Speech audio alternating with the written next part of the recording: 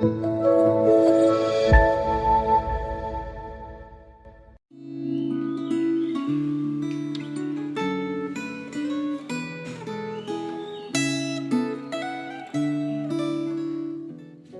Bapak Ibu yang dikasihi Tuhan. Kembali lagi kita bertemu di dalam refleksi Gema. Sebelum kita akan merenungkan firman Tuhan, mari kita berdoa terlebih dahulu. Bapa yang baik, saatnya kami mau belajar firman Tuhan. Kami mau merenungkan, berbicaralah kepada kami Tuhan, dan teguhkan kami, kuatkan kami, hiburkan kami. Biarlah kami sungguh boleh disegarkan melalui kebenaran-Mu. Berkati hamba-Mu yang menyampaikan, biarlah urapan dari Allah sungguh memenuhinya. Dan setiap kami yang mendengar, sungguh dapat diberkati. Di dalam nama Tuhan Yesus, kami berdoa. Amin. Kita akan membaca kitab Ratapan, pasal yang pertama, ayat 1 sampai ayat yang ke-6. Ah, betapa terpencilnya kota itu, yang dahulu ramai, laksana seorang jandalah ia, yang dahulu agung di antara bangsa-bangsa, yang dahulu ratu di antara kota-kota, sekarang menjadi jajahan. Pada malam hari terseduh-seduh ia menangis, air matanya bercucuran di pipi. Dari semua kekasihnya, tak ada seorang pun yang menghibur dia. Semua temannya mengkhianatinya, mereka menjadi seterunya. Yehuda telah ditinggalkan penduduknya, karena sengsara dan karena perbudakan yang berat. Ia tinggal di tengah-tengah bangsa-bangsa, namun tidak mendapat ketentraman. Siapa saja yang menyerang dapat memasukinya pada saat ia terdesak. Jalan-jalan ke Sion diliputi duka cita karena pengunjung perayaan tiada. Sunyi senyaplah segala pintu gerbangnya, berkeluh kesahlah imam-imamnya, bersedih pedih darah-darahnya, dan dia sendiri pilu hatinya. Lawan-lawan menguasainya, seteru-seterunya berbahagia. Sungguh Tuhan membuatnya merana karena banyak pelanggarannya. Kanak-kanaknya berjalan di depan lawan sebagai tawanan. Lenyaplah dari putri Sion segala kemuliaannya. Pemimpin-pemimpinnya bagaikan rusa yang tidak menemukan padang rumput. Mereka berjalan tanpa daya di depan yang mengejarnya. Bagian firman Tuhan yang kita baca cukup singkat, tetapi cukup memberi gambaran tentang kondisi Yerusalem pada saat itu. Yerusalem yang merupakan kota tujuan, kota yang begitu ramai.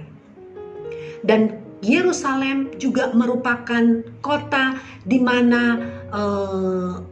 di sana bisa menjadi representasi daripada kota Allah, tetapi kemudian menjadi kota mati, menjadi seperti kota yang digambarkan seperti janda. Dia kehilangan orang-orang yang dikasihinya, dia kehilangan sahabat-sahabatnya, bahkan orang-orang di sekitarnya pergi meninggalkan dia dan mengkhianatinya. Tidak ada lagi, bahkan semua kegiatan-kegiatan yang biasa dilakukan di kota ini tidak ada lagi. Mereka mengalami penderitaan, mereka mengalami yang namanya kesulitan, penderitaan, kemiskinan, kekurangan, dan banyak hal yang lain. Bapak Ibu yang dikasihi Tuhan, coba kita merenungkan kondisi kota yang sebelumnya begitu luar biasa dipakai Tuhan, menjadi kota yang menjadi representasi Allah melalui kota ini, tetapi kemudian menjadi kota yang tidak ada apa-apanya. Seperti kalau kita membayangkan kota Jakarta yang hiruk pikuk, kota ibu kota dan menjadi representasi daripada Indonesia, tapi kemudian one day ibu kota ini akan berpindah ke Kalimantan. Kita membayangkan kira-kira Jakarta akan seperti apa? Apakah akan seperti ini? Atau akan menjadi kota yang sunyi sepi, yang tidak seramai sekarang? Bisa nggak kita membayangkan? Nah, ketika kita merefleksikan di dalam hidup kita, mungkin perjalanan hidup kita di mana saat di mana kita mengenal Tuhan, jatuh cinta pertama dengan Tuhan. Kita mengalami, kita penuh dinamika, kita begitu dinamis di dalam segala hal yang kita lakukan. Baik di dalam pekerjaan kita, di dalam hidup berumah tangga kita, bersosialisasi, di dalam bermasyarakat, di dalam melayani Tuhan. Kita begitu bersemangat. Sampai kemudian ketika ada masa di mana kita kemudian menjadi burnout, kita meninggalkan Tuhan, kita membelakangi Tuhan, kita memberontak kepada Tuhan, mungkin karena ada suatu hal yang membuat kita akhirnya tidak mempercayai Tuhan. Sampai kemudian hidup kita yang tadinya penuh dengan kemuliaan, penuh dengan kesuksesan, penuh dengan kejayaan, kemakmuran, tiba-tiba berubah. Semua tidak lagi seperti yang kita lihat atau yang kita rasakan, kita alami sebelumnya. Nah, Bapak Ibu yang dikasihi Tuhan, kira-kira apa yang kita rasakan? Apakah kita masih punya pengharapan di dalam kondisi seperti itu? Saya percaya sekali, mungkin itu adalah saat-saat terberat yang kita alami. Saat-saat di mana kita kehilangan pengharapan, kehilangan tujuan, kehilangan arah. Dan tidak sedikit kita tahu ketika orang-orang yang mengalami hal demikian, mereka melakukan hal-hal yang konyol, hal-hal yang tidak benar. Tapi Bapak Ibu, melalui perenungan ini saya mau katakan bahwa melalui surat ini, melalui kitab ratapan ini yang ditulis oleh Nabi Yeremia, ini mau memberikan gambaran atau seperti menjadi cermin bagi setiap kita bahwa ada satu masa di mana Yerusalem membelakangi Allah, tetapi kemudian mereka dibawa untuk kemudian mereka bertobat. Demikian ketika kita coba untuk meninggalkan Tuhan, mengambil jalan menurut jalan kita sendiri, ada saat di mana Tuhan membawa kita. Ingat Bapak Ibu, penderitaan adalah kendaraan yang dipakai oleh Allah untuk kita mencapai kepada tujuan, yaitu kehendaknya. Ingat, penderitaan, pergumulan yang kita alami merupakan kendaraan yang dipakai Allah untuk membawa kita kepada tujuan, yaitu kehendaknya.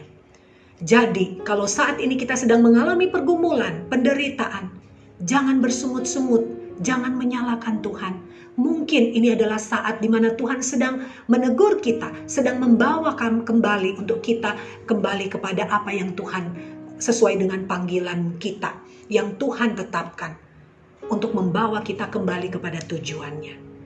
Mari kita mau berdiam diri sejenak, merefleksikan diri kita.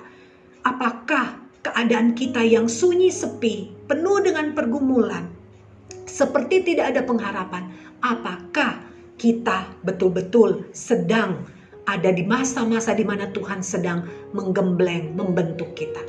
Biarlah perenungan ini juga menguatkan kita, menopang dan menolong kita, supaya kita kembali, agar supaya kita sesuai dengan apa yang menjadi panggilan dan tujuan Allah di dalam hidup kita masing-masing. Mari kita berdoa.